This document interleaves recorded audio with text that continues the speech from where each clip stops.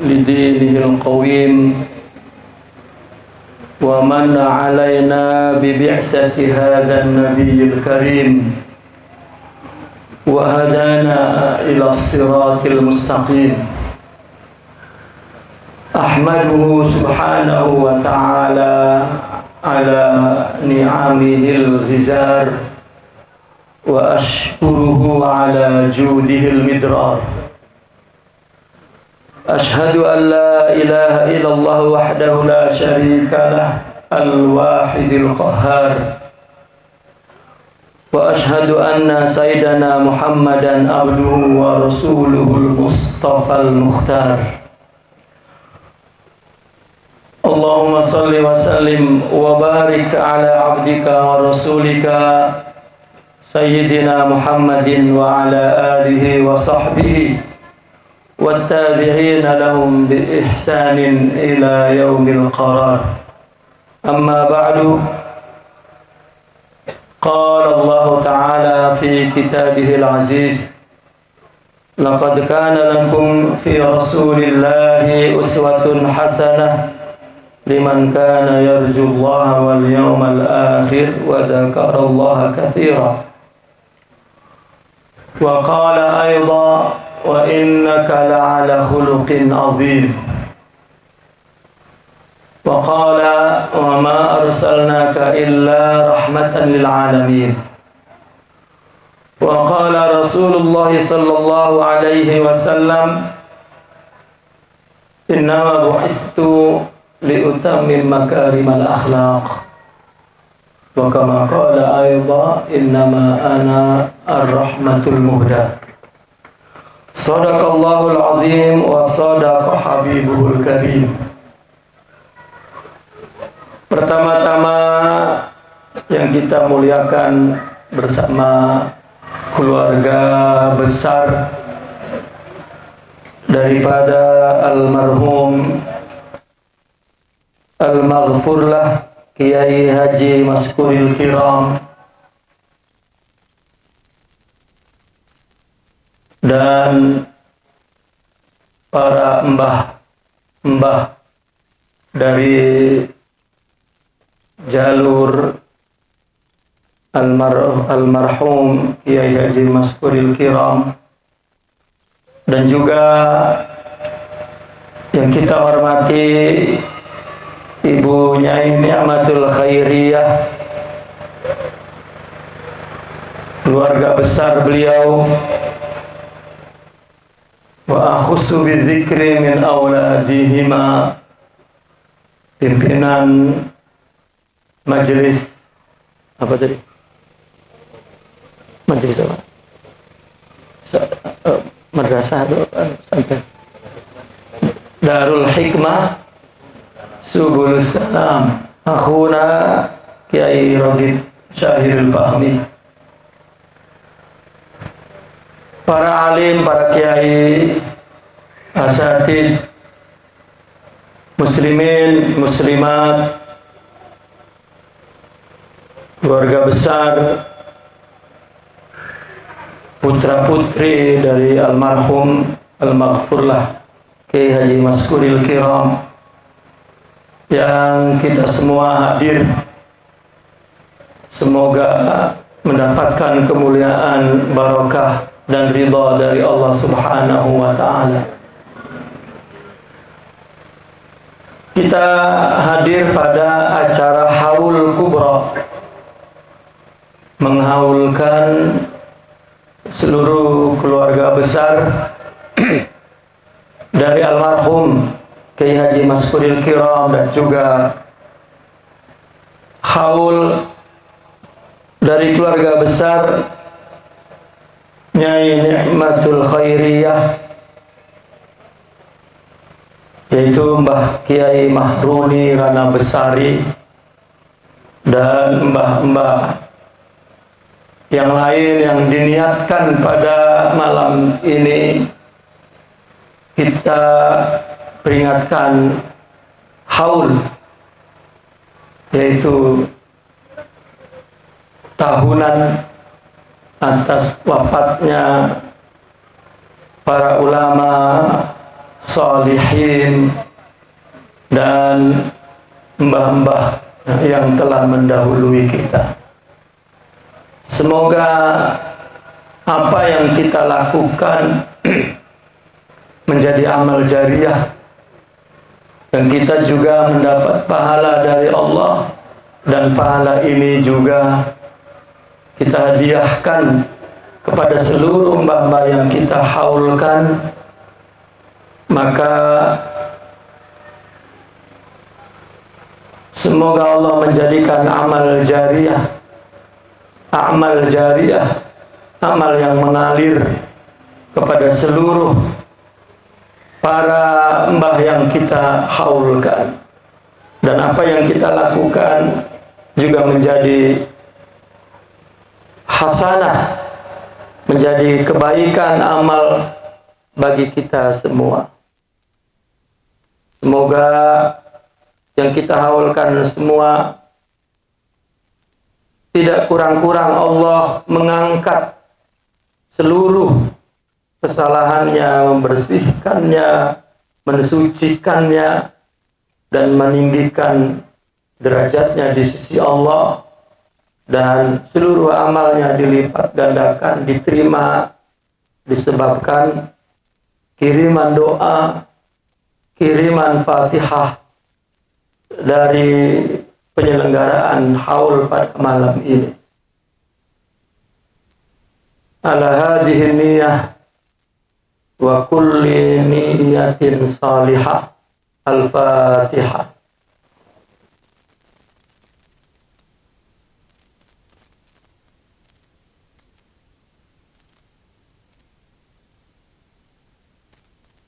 Muslimin muslimat yang berbahagia, haul hanya diselenggarakan oleh umat Islam di Nusantara kita.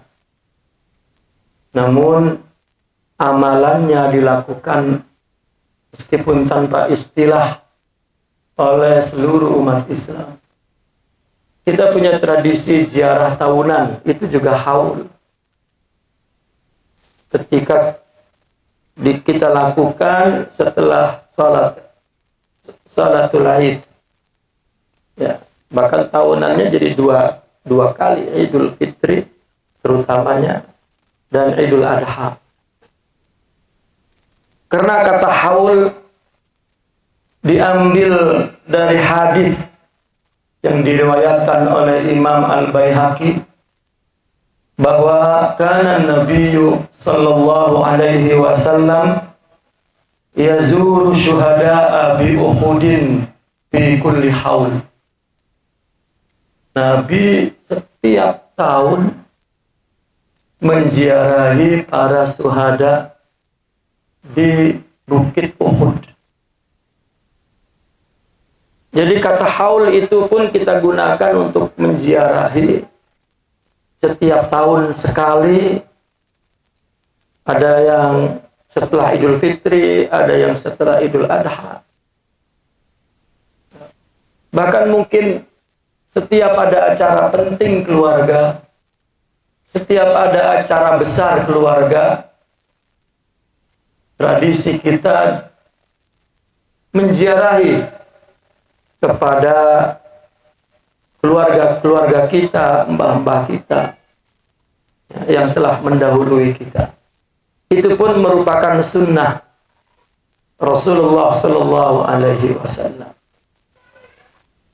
Namun secara khusus, tanpa kita ketahui kapan bermulanya, acara haul kita selenggarakan seperti malam ini. Dan itu kita lakukan, ya, kias dengan perayaan Maulidin Nabi Sallallahu Alaihi Wasallam. Persis perayaannya sama. Kita membaca zikir, tasbih, takbir, tahmid, ayat Al-Quran, salawat, dan seluruh pahalanya kita kirimkan kepada Rasulullah Sallallahu Alaihi Wasallam dan juga kepada para aulia dan mbah-mbah yang kita haulkan. Itu memang betul-betul Pak, hanya terjadi di Indonesia saja. Kita keluar saja ke Malaysia itu, mereka tidak menyelenggarakan haul seperti yang kita selenggarakan pada malam ini. Apalagi keluar ke negara-negara Islam Timur Tengah. Namun yang kita selenggarakan, amalan-amalannya dilakukan oleh semua umat Islam di dunia. Hanya momennya, haul, maulid, ya, itu tidak dilakukan oleh mereka. Mereka menyelenggarakan apa yang kita sebut haul, mengenang guru-guru mereka, namun tetap acaranya maulid. Tidak bunyi istilah haul. Ya, maka istilah haul ini akan masuk ke dalam kamus khusus, ya, kamus Islam di negara Indonesia. Ya, haul. Ada yang mengatakan yang membawa istilah haul ini adalah dari ulama minal habaib dari Yaman. Oleh karena itu Indonesia dan Yaman menyelenggarakan haul. Namun mungkin kalau di Yaman diselenggarakan oleh para habaib, tapi kalau di Indonesia ya, seluruh rakyat Indonesia yang notabene Ahlus Sunnah wal Jamaah menyelenggarakan haul.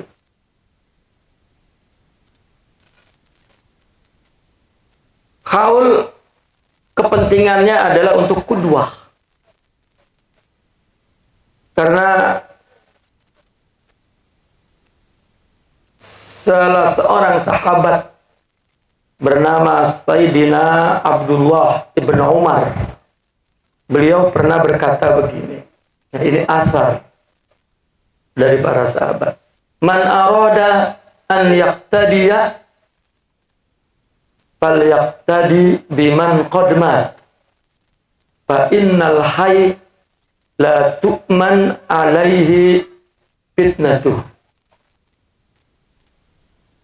Ada asar dari sahabat lain, ya, diakhiri dengan fa innal hayy la tu'man ghailat alaihi ghailatu.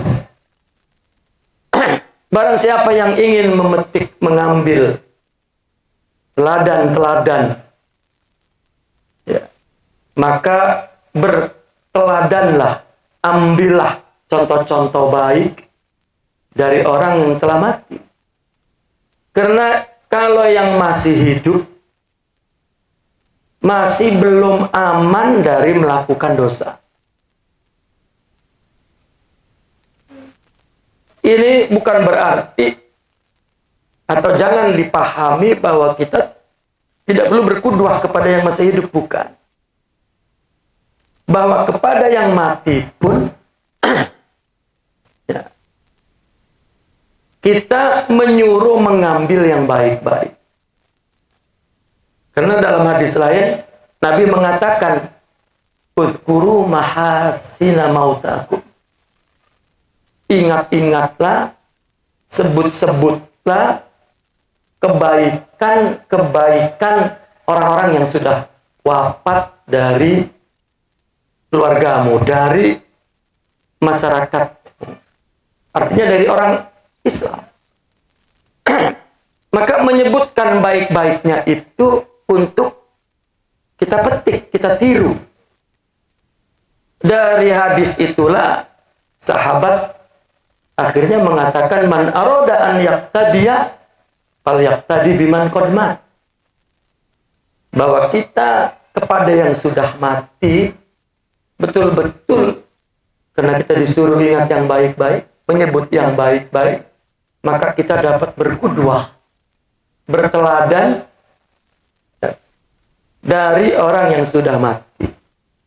Karena mungkin mereka keburukan yang sudah mati sudah diampun oleh Allah Subhanahu wa taala. Dan kebaikannya kekal.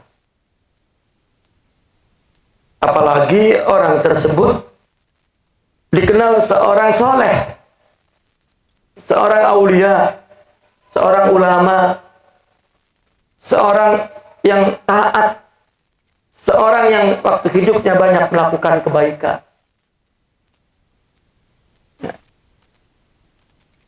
Kita diperintahkan untuk menyaksikan, memberi persaksian kepada sesama kita di depan Allah akan kebaikan-kebaikan yang dilakukan oleh sesama atau di antara kita. Karena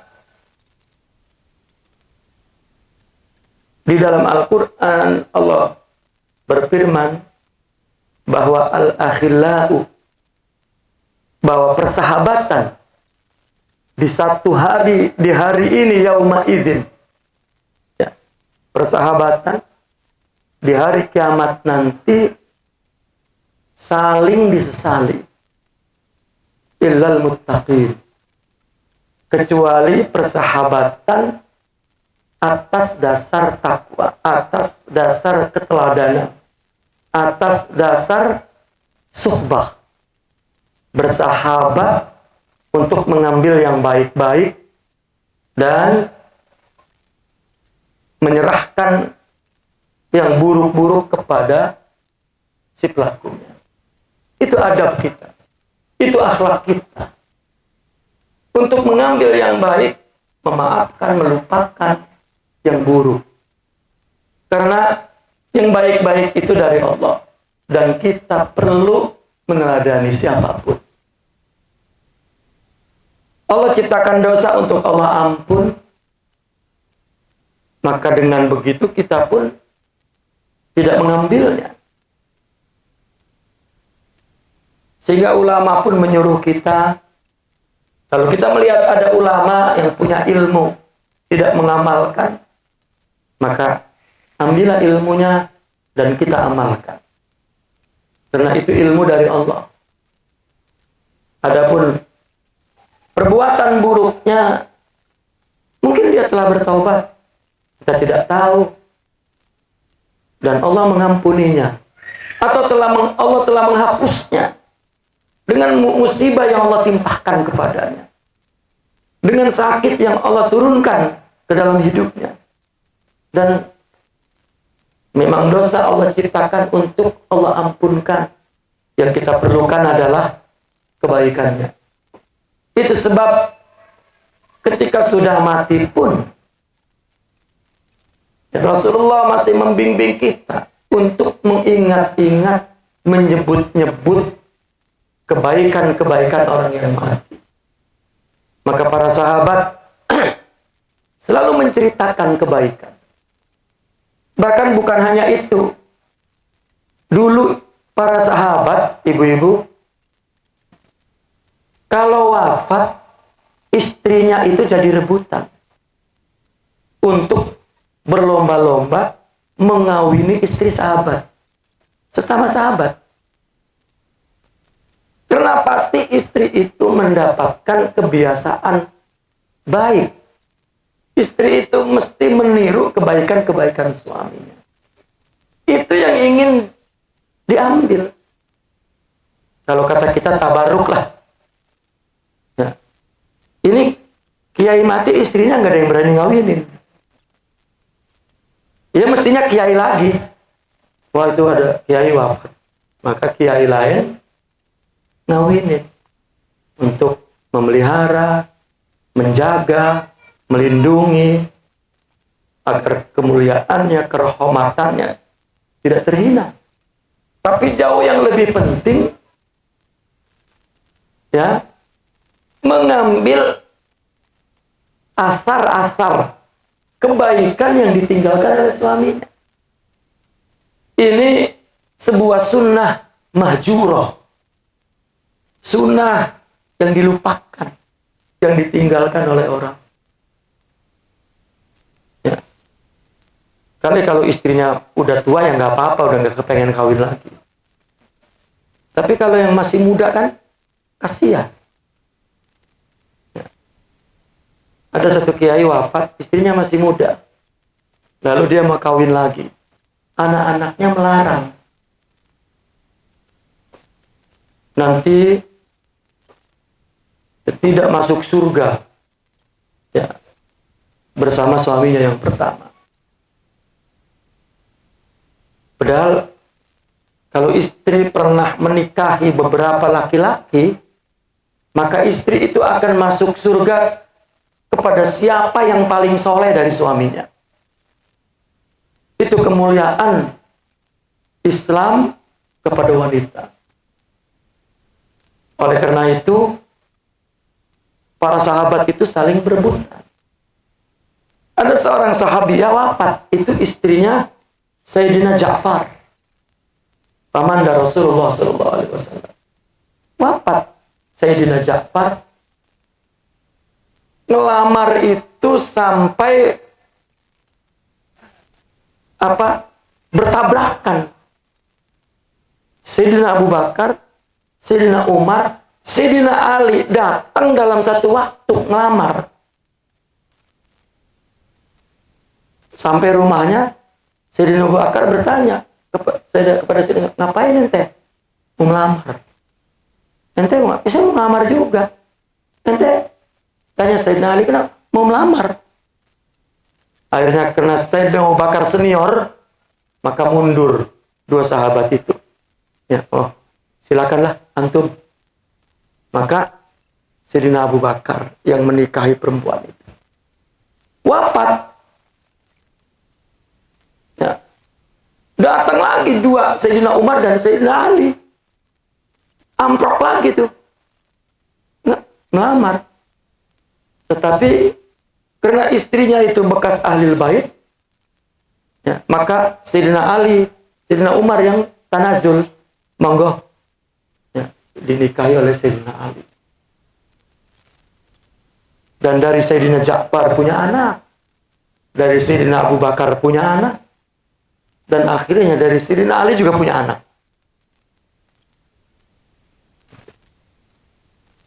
Makanya satu ketika berantem anak Sayyidina Ali dengan anak Sayyidina Abu Bakar. Ya. Lalu sahabiah ini memuji putranya Sayyidina Abu Bakar. Ya, disuruh mengalah. Kamu adalah seperti ayahmu, orangnya lembut dan baik. Ya. Dia tidak tahu bahwa Sayyidina Ali ada di sampingnya. Oh, kalau saya tidak baik, maka terkejut. Bukan itu, bukan itu. Ya. Maksud saya mengajarkan anak agar yang tua itu mengalah dengan yang muda. Ya. Banyak kisah-kisah seperti itu. Makanya Rasulullah SAW sendiri mengawini janda-janda itu. Dan yang dipilih oleh Rasulullah wanita-wanita terbaik. Bahkan Rasulullah sendiri meminta ketika sahabat berebutan, Sayyidina Abu Bakar ingin, Sayyidina Umar ingin, Sayyidina Ali ingin, tiba-tiba Rasulullah mengatakan, itu untukku, mundur semua. Ini bukan perkara nafsu, Pak. Lagian apa memang? Ya, kenapa dengan nafsu? Nafsu itu nikmat yang Allah ciptakan. Nafsu itu buruk dalam konteks kita melakukan ibadah bukan karena Allah. Itu diklaim karena nafsu. Artinya untuk diri sendiri. Harta, kedudukan, itu diklaim adalah keinginan nafsu. Tapi kalau melakukan yang halal, yang mulia, ya tetap dengan nafsu dan berpahala. Sahabat bertanya, ya Rasulullah, apakah zina itu dosa? Rasulullah tidak menjawab perkara yang jelas. Ya, Rasulullah hanya membalikannya pertanyaan itu. Bukankah kalau kamu melakukannya dengan istrimu itu pahala? Ya. Nah, ini kita terpengaruh dengan tuduhan orientalis bahwa Nabi banyak istrinya dipersek. Ya, tidak. Karena atas dasar saling memelihara status ya, janda.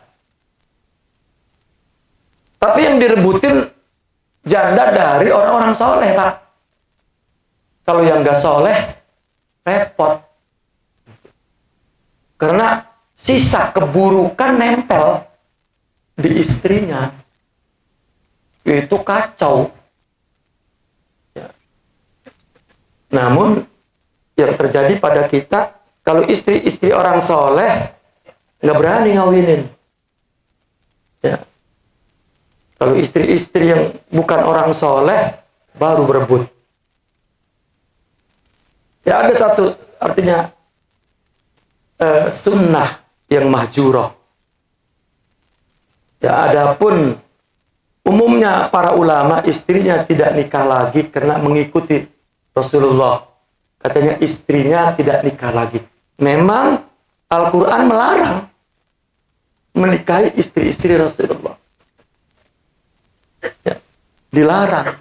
Tapi tidak istri-istri orang-orang soleh, istri-istri ulama selain Rasulullah Sallallahu Alaihi Wasallam. Ya, tapi persoalannya kiai nggak berani nikahin jandanya kiai karena nggak berani sama istrinya. Ya, problemnya di situ. Ya. Nah, semoga istri-istri kiai kalau ada di sini ya, memahami bahwa maksud poligami, mengawini bekas istri orang soleh itu banyak tujuannya di dalam Islam. Ya, kalau perlu sunnah yang mahjurah ini dihidupkan kembali oleh para kiai. Ya. Setuju nggak kiai-kiai ini?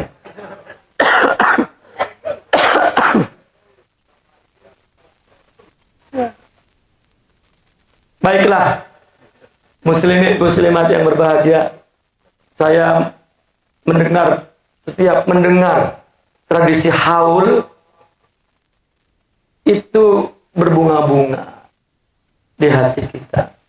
Karena kita ahli sunnah, ya, tidak memandang orang yang mati itu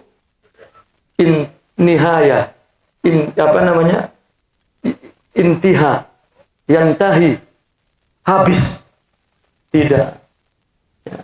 Masih punya kesempatan kita berbuat baik kepada mereka.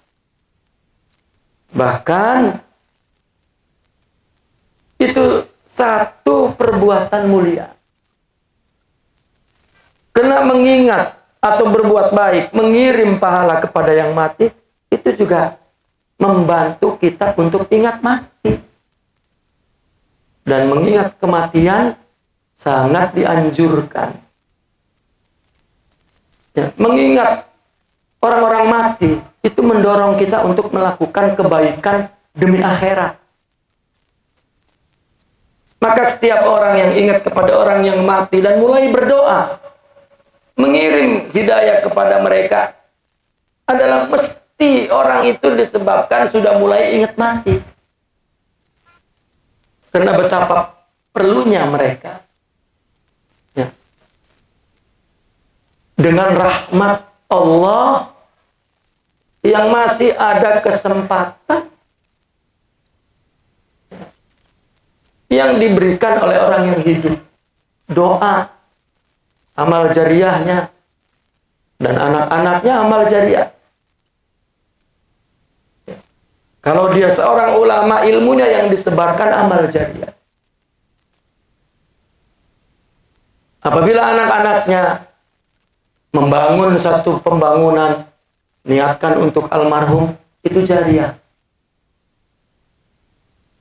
Maka kita pun berharap mendapatkan rahmat Allah yang sama ketika wafat, ya, dari anak cucu kita yang masih hidup. Karena orang yang sudah mati itu setiap malam turun ke atas rumah-rumah anak cucunya dan memanggil-manggil. Sayangnya nggak ngedenger, Pak. Ya, ini yang diceritain ngedenger kuntilanak. Tapi mbah-mbahnya nggak kedengeran. Itu betul-betul panggilan rohani. Ketika sampai panggilan itu, maka anak cucunya menyadari bahwa kita juga akan mati dan punya anak cucu. Dan kita memerlukan cucuran rahmat, doa-doa, kesempatan amal jariah yang Allah berikan kepada yang masih hidup untuk orang-orang yang sudah mati. Itu rahmat yang betul-betul sebuah kasih sayang Allah yang luas, tidak terbatas.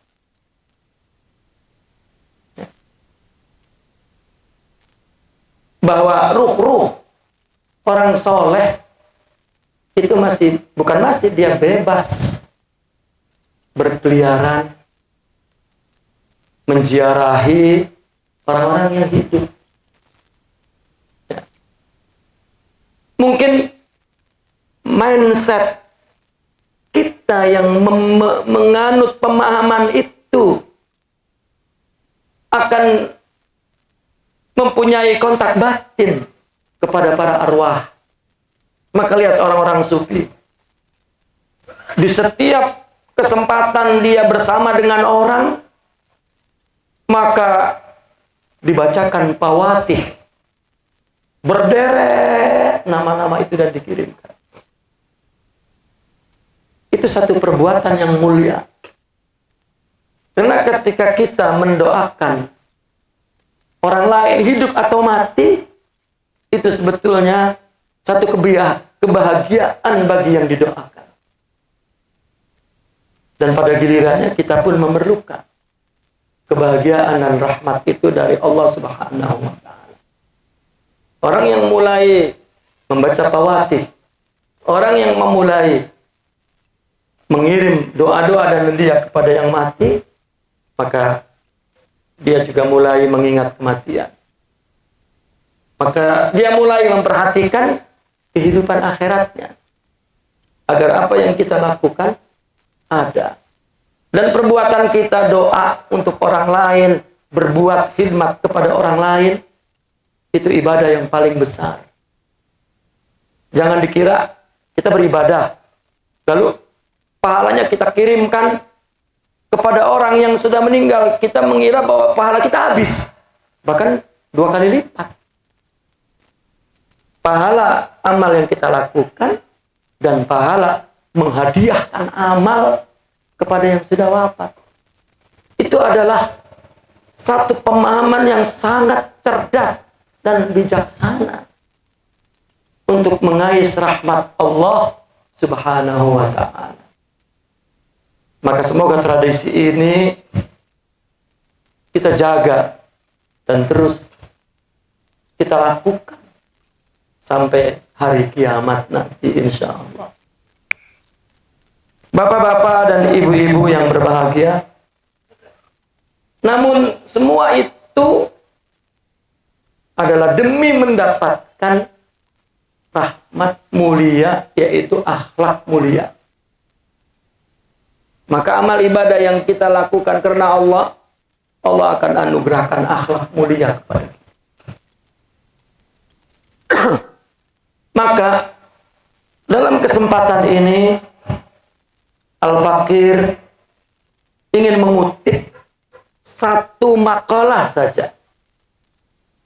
Kita sama-sama mengaji, mengutip perkataan Al-Imam Sultanul Aulia yang haulnya pada malam ini juga kita peringatkan haul Sultanul Aulia wal Arifin Al-Imam Syekh Abdul Qadir Al-Jilani radhiyallahu anhu wa qaddasallahu sirrah.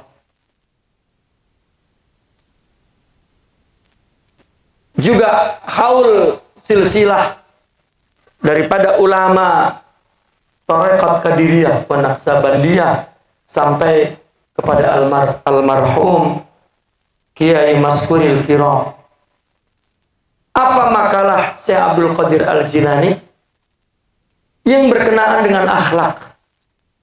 Beliau berkata, kun ma'allahi bila khalqin wa kun ma'al khalqi bila nafsin. Ini mungkin 20 menit saja. Seringkas-ringkasnya akan saya sampaikan. Kita mengkaji bersama satu makalah yang simpel tapi maknanya begitu dalam. Beliau mengatakan kun ma'allahi bila khalqin. Kalau kita terjemahkan secara letterlek, bersamalah dengan Allah tanpa kemakhlukan, tanpa makhluk. Bersamalah dengan makhluk tanpa nafsu.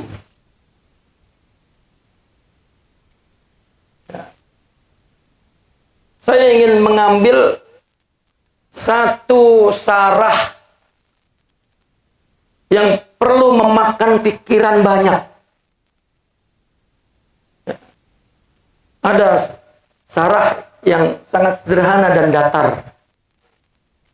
Tapi saya ingin mengajak bapak-bapak dan ibu-ibu untuk meningkatkan ya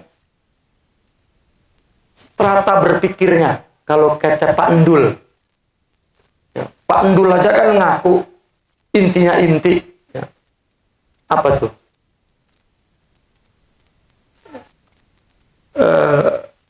Tahu Pak Endul kan Pak? Oh nggak pernah dengar? Oh, saya kira suka lihat YouTube. Ya. Nggak tahu orang Jawa Tengah atau Jawa Timur tuh Pak Endul. Ya. Pak Endul atau apa ya? Udah, muhim. Saya kira nyambung, ternyata nggak nyambung ya. Artinya saya lebih suka memilih penjelasan dari ulama yang merangsang kita menggunakan pemikiran yang kuat. Karena saya selalu ingat Pak, ketika COVID ada apa nukta itu?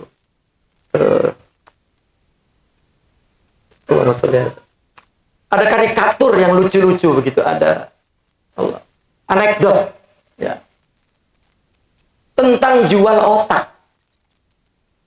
Jadi ada di kaca begitu Pak, 3 otak. Ini otak Amerika, otak Jepang, dan otak Indonesia. Ya, ini sindiran untuk kita orang Indonesia. Jadi ada orang bertanya mau beli otak.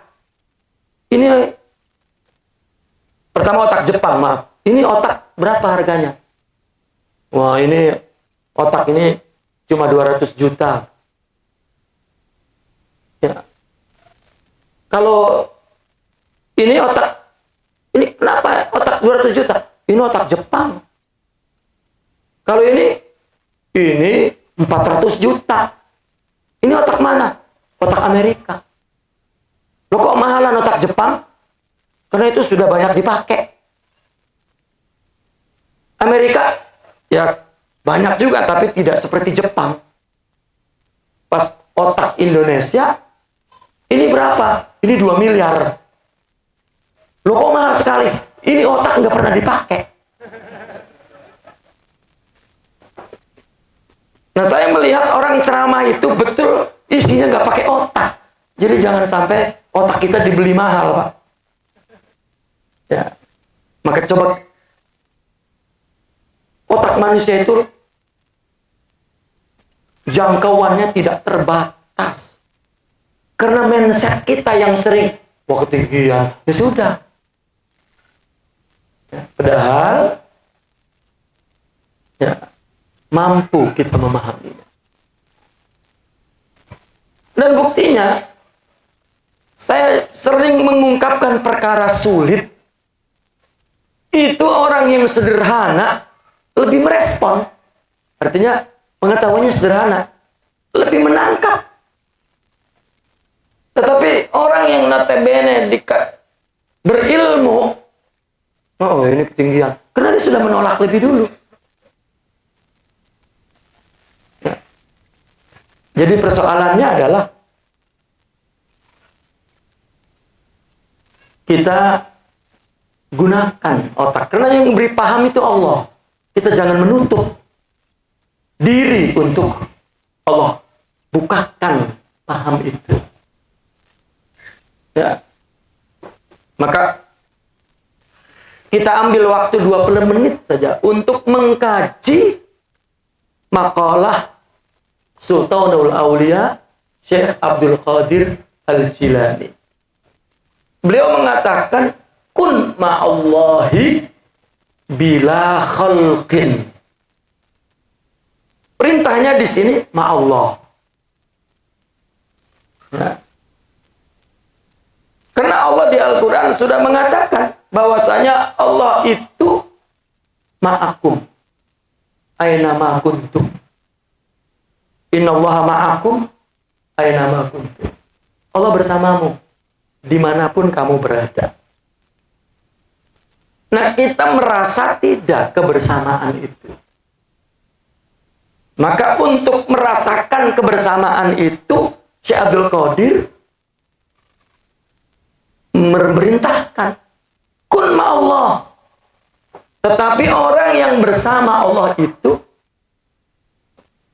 ya, artinya atau yang membersamai kebersamaan Allah itu adalah tanpa kemakhlukan. Baru bisa bersama. Kalau masih ada makhluk, maka tidak bersama. Nah, sekarang kita pahami makna ma'a. Bersama Allah ini ada dua pemahaman. Pertama, pemahaman yang dipahami secara akal. Pemahaman yang dipahami secara umum. Maka dikatakan ma'iyah ammah. Siapapun akan mengerti bahwa Allah bersama kita.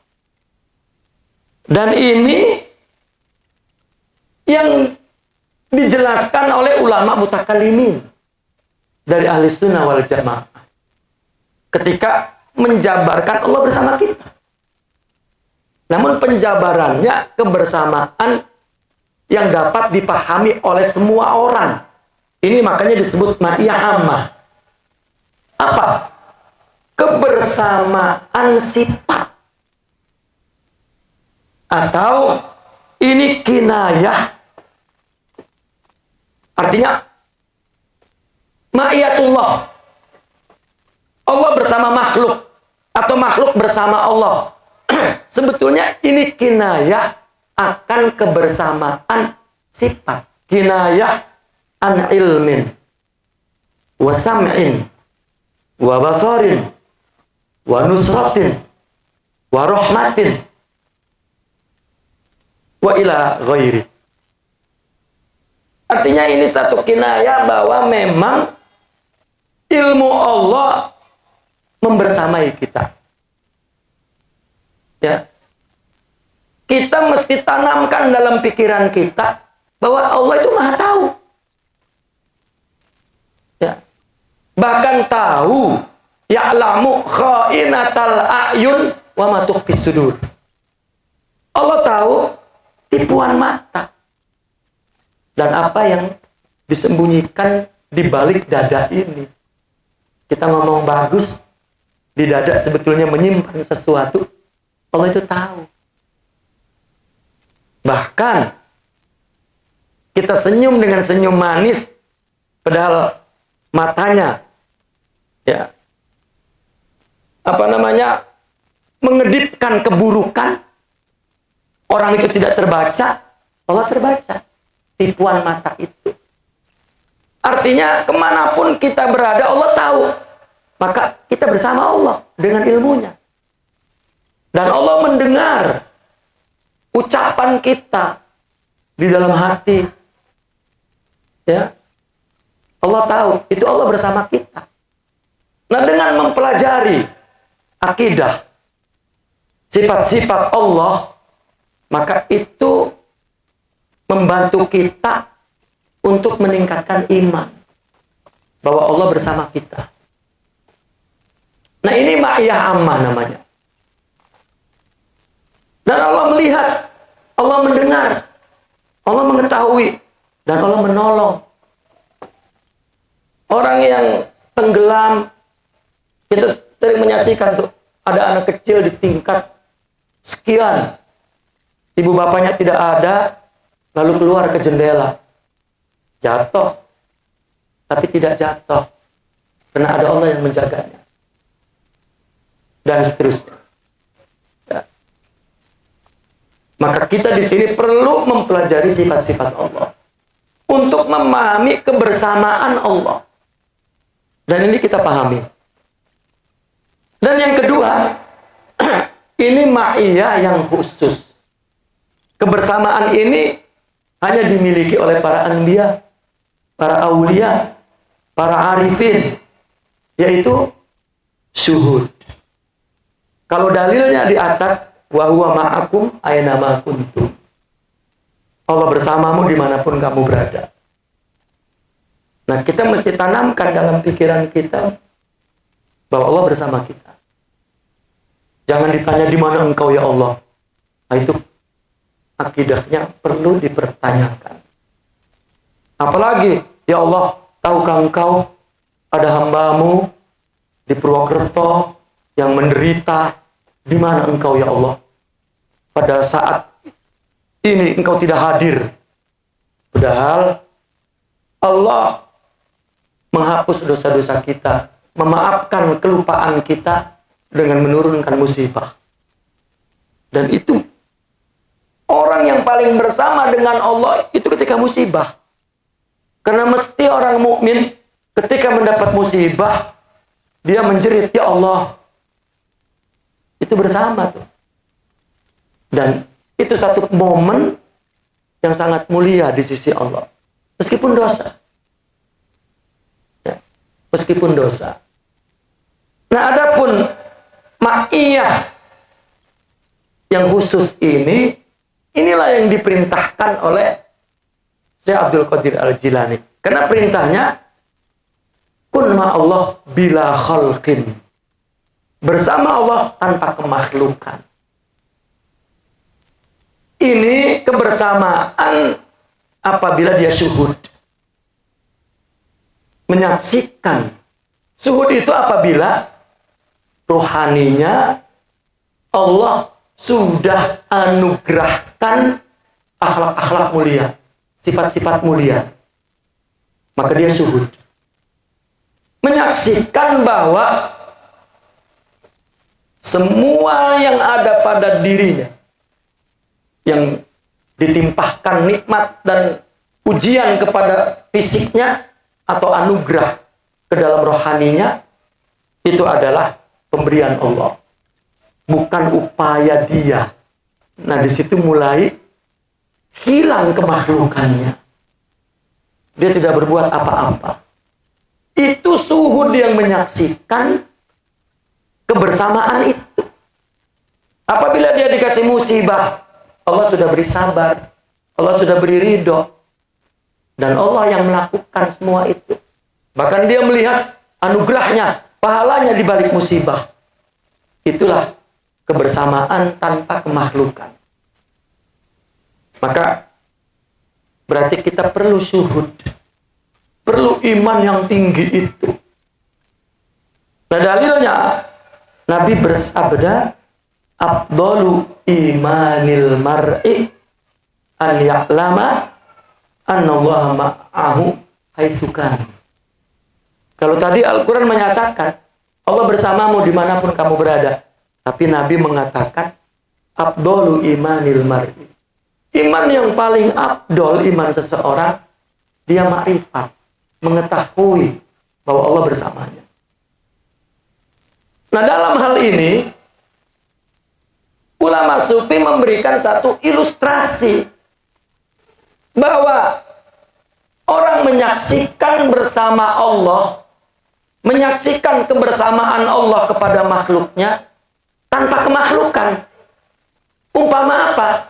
Umpama kebersamaan angka 1 dengan bilangan. Ya Bu, angka 1 dengan bilangan. Ini mudah kita pahami. Maaf Bu, sebut ini berapa? Saya tahu ini 1, tapi sebut saja. Ini berapa Bu? 1. Kemudian saya tambah berapa? Sebut Bu. Saya tambah berapa? Saya tambah lagi berapa? 3. Saya tambah lagi.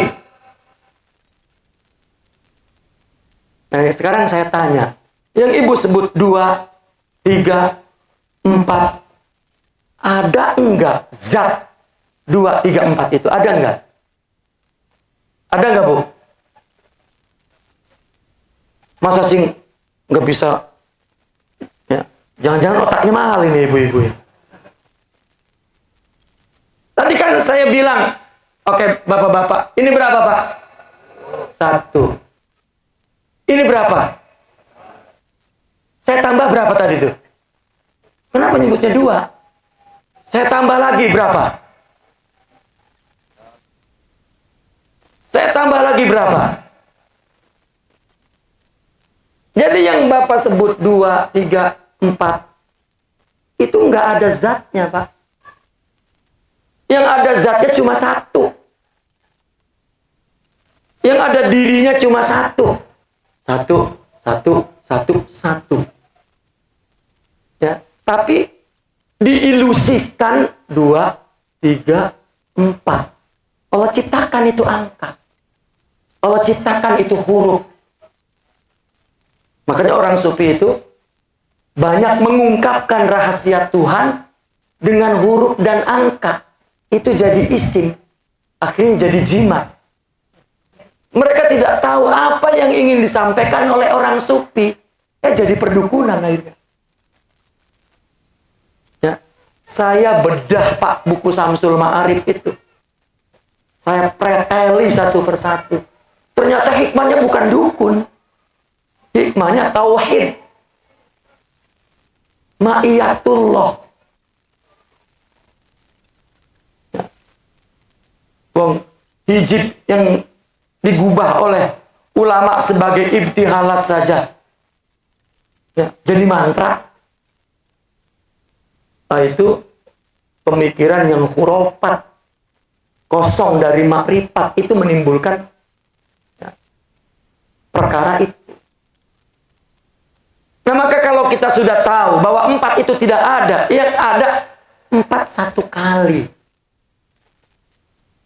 Ya. Maka orang akan tahu bahwa apa yang Allah jelmakan ke dalam tubuh kita, kalau kita preteli, itu satu persatu sifat dan asma Allah. Melihat kita, melihat Allah, bicara kita. Karena Allah punya sifat bicara, maka Allah ciptakan. Dan terus. Maka betul-betul, jika syuhud, baru dia menyaksikan dan merasakan kebersamaan Allah tanpa ada pengakuan kepada dirinya. Fana. Itulah kebersamaan tanpa makhluk. Itu akhlak yang tertinggi. Paling kurang, akhlak terendah, kita punya pikiran, punya pengetahuan, dan terus terbayang-bayang bahwa Allah mengetahui kita, Allah mendengar kita, Allah melihat, dan lain sebagainya. Itu yang pertama, Bu. Yang kedua, ma'al khalqi bila nafsin. Kita disuruh bersama makhluk tanpa nafsu. Coba kita perhatikan. Kebersamaan kita kepada sesama itu atas dasar cinta dan saling tolong-menolong. La yu'minu ahadukum hatta yuhibba li akhihi ma yuhibbu li nafsi. Tidak sempurna iman kecuali dia menyukai, mengingini sesuatu yang untuk saudaranya seperti yang ia ingin untuk dirinya. Kan gak nafsu itu. Kita terkadang untuk kita yang baik-baik, untuk orang yang buruk-buruk. Nah ini masih pakai nafsu. Kita disuruh memberi sesuatu yang masih kita sukai, bukan yang basi-basi untuk orang. Ya, kita disuruh berakhlak yang baik. Ya, itulah cinta. Ya. Nah, dalam hal ini cinta ada dua, dan sering saya mengatakan ini. Cinta yang tumbuh dari tubuh itu syahwat. Itu cinta egois. Laki-laki kalau mengatakan kepada perempuan, aku cinta padamu, hakikatnya tidak ada. Karena itu cinta tabii, cinta alami, cinta ananiah. Sebetulnya dia mengatakan, aku hanya mencintaiku. Ambillah cintaku, cintai aku dengan cintaku. Ini cinta dengan nafsu namanya. Nah, sedangkan perintah Syekh Abdul Qadir bersamai makhluk tanpa nafsu. Kebersamaan kita cinta. Maka kita perlu menumbuhkan cinta dari rohani, bukan dari jasmani. Dari jasmani, cinta materialistik. Kebahagiaannya pun hedon. Kebahagiaan yang sementara, yang menipu, hedonistik. Ya. Maka nyanyian cinta nafsu itu semua menderita. Lagu-lagunya dengerin. Kenapa? Orang ingin bahagia dengan cinta, tapi kenapa mereka menyanyikan penderitaan dari cintanya? Jangan tinggalkan aku, jangan kecewakan aku, betapa sakitnya dikhianati, jangan kau bunuh dengan cintamu. Kalau bunuh dengan pedangmu tidak mengapa. Kan penderitaan semua itu. Karena kita mencintainya dengan nafsu. Nah, karena mencintai orang lain mesti dengan cinta akhlak, cinta rohani. Itu cinta tanpa pamrih. Maka kita diperlukan akhlak. Lagi-lagi kita disuruh memiliki akhlak. Karena dengan akhlak yang sempurna, timbul cinta hakiki. Yang betul-betul pemberian itu, perbuatan baik itu, berkata baik itu, suara batinnya. Bahkan dia melihat, cintanya melihat bahwa dia melakukan itu untuk Allah. Itulah ukhuwah Islamiyah. Kalau bahasa syariatnya, ukhuwah Islamiyah. Tapi Syekh Abdul Qadir mempunyai istilah yang tinggi dalam tasawuf. Kun ma'allahi bila nafsin. Cintailah sesamamu bukan dari nafsumu, karena itu cinta ananiah. Tapi cinta dari rohani, dari akhlak mulia. Cinta yang dapat memelihara orang lain yang sebenarnya dia adalah wakil Tuhan, yang mana Allah lah yang memelihara sebenarnya manusia itu. Ulama memberi hidayah kepada kita, tidak berhenti. Ulama mendoakan kita, tidak berhenti. Ulama menjaga kita dari api neraka, dan terus berupaya tidak berhenti. Itu kebersamaan kepada makhluk, mencintai makhluk tanpa nafsu. Nah, akhirnya kedua-duanya adalah akhlak yang tinggi. Kenapa momen itu kita angkat pada acara haul? Ya, karena kebanyakan sohibul haul mereka adalah para aulia. Asalnya haul-haul itu untuk para muridin. Kalau di Arab, Pak, nggak ada acara memperingati haul seperti kita. Siapapun kita boleh peringati karena kita memandang ada mengirim doa di situ. Tetapi haul yang dilakukan oleh ulama-ulama Islam, oleh umat Islam di negara-negara lain selain negara Indonesia, itu hanya orang tarekat menghaulkan gurunya, nggak ada hubungan tali saudara. Namun kita itu mengkiaskan kias lagi. Itu luar biasanya ulama kita. Dibolehkan kita merayakan haul. Ya, karena yang kita haulkan adalah ruh. Yang sekarang sebagai ruh agar kita mendapatkan sifat-sifat ruh. Dan itulah qudwah akhlak kepada mereka. Di Arab sama, mereka bikin haul meskipun istilahnya enggak haul, tapi maksudnya sama. Memperingati ruh yang sudah sekarang berada di alam akhirat lain. Para guru-guru silsilah tarikatnya. Untuk mendapatkan akhlak yang diperlukan agar bersama Allah tanpa makhluk, agar bersama makhluk tanpa nafsu. Bapak-bapak dan ibu-ibu, ya, memang saya mengaku ini berat sekali. Ya, sebetulnya tadi sebenarnya saya nggak perlu tuh mengatakan berat. Itu juga mensugesti bahwa oh benar-benar berat. Padahal tidak. Karena itu kebutuhan kita, keperluan kita untuk memiliki pribadi seperti itu. Untuk berbuat baik kepada orang tanpa pamrih itu perlu akhlak.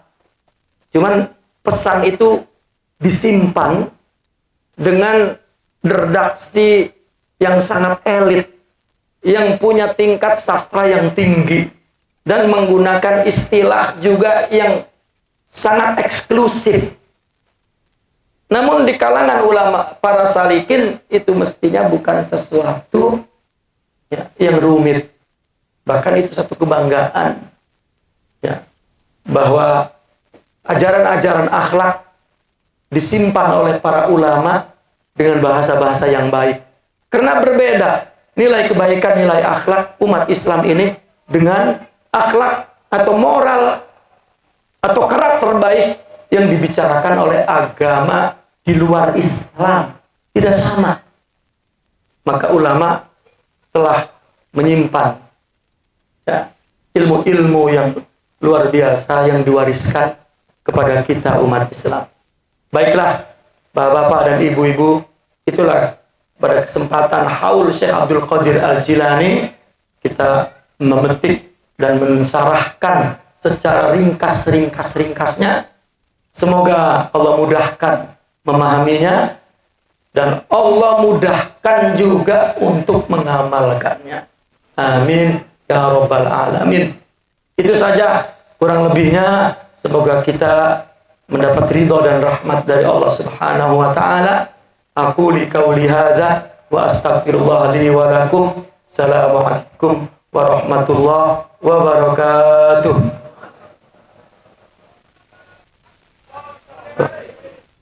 Al-Fatihah.